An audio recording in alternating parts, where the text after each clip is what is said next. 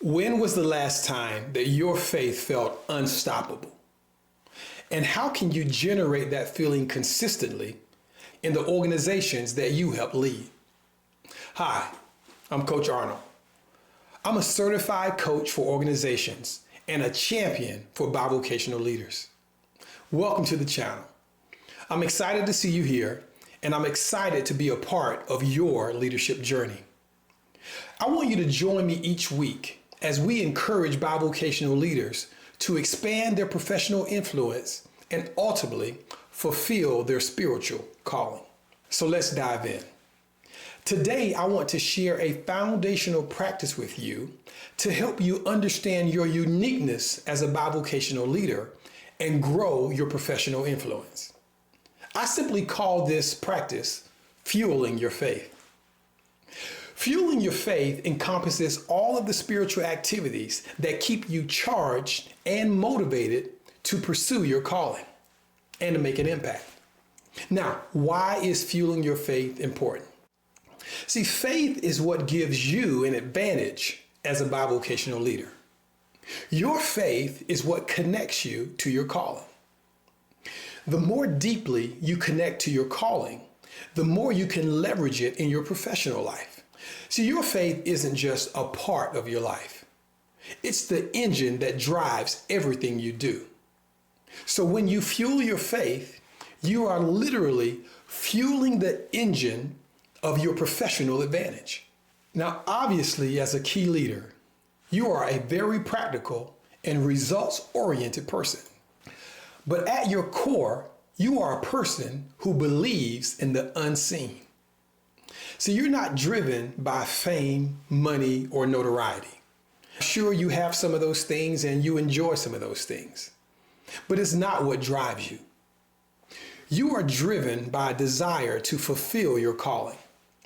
And at the essence of that desire is the operation of faith. So one of the things that I want to do as you join me on this channel is to help you lean into your faith and amplify your results. So how do you generate and leverage that strong sense of faith as a professional? Well, you do it through crafting your unique faith formula.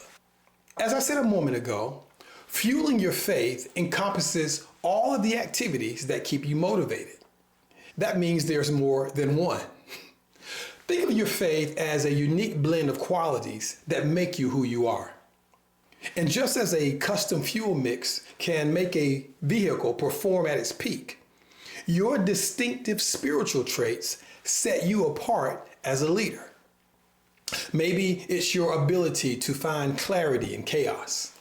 Or maybe it's the way that you radiate calm in crisis. Well, these aren't just personality traits. They're talents. They're real spiritual abilities. So what's your unique spiritual ability? Write in the comments, my spiritual ability is, and then fill in the blank. Recognizing the abilities is only the beginning. You must also learn how to exercise them. This is the reason that we utilize multiple activities in this practice of fueling your faith. Now, one of the ways you can do this is by building on your primary activity with a supplemental activity. So let's say that your primary activity that fuels your faith is prayer. To supplement that activity, you may need to set aside some time to study spiritual concepts so you can deepen your understanding. Or let's say that your primary practice was studying. Well, you may need an outlet to share with others. And let's say that you're good with sharing others already. Well, you may need to find an activity where you can not only share, but actually engage with people. You'll need people to ask you questions or even to disagree with you. Faith is at the center of all of these activities because it's your intention to live by and strengthen your faith that drives everything you do. Fueling your faith isn't about following a one-size-fits-all routine. It's about finding those activities that really light you up, the ones that remind you of your calling and the impact that you're here to make. Consider this for a moment. When your faith is firing on all cylinders, What does that look like for you? I mean, are you running on high octane determination, premium grade compassion? Or maybe it's a turbo boost of unshakable confidence. I want to give you a powerful understanding to help you judge the seriousness of your faith. It will help you identify when your faith is truly firing on all cylinders. And if you're ready, I'll give it to you. I don't think you're ready right now, so let me wait for a second. Okay, I think you're ready now. So here we go. You see, at its simplest core, faith equals commitment. The difference between a bivocational leader's faith and a casual person's faith is in the things that they are committed to. A casual person may say they have faith, but it may only show up by them going to church on Sunday or maybe making a general reference to the things they believe in. But as a bivocational leader, your faith shows up in everything that you do. See, you're committed to excellence at work. You're committed to treating people fairly. You're committed to caring for your family. You're also committed to the activities outside of work and family.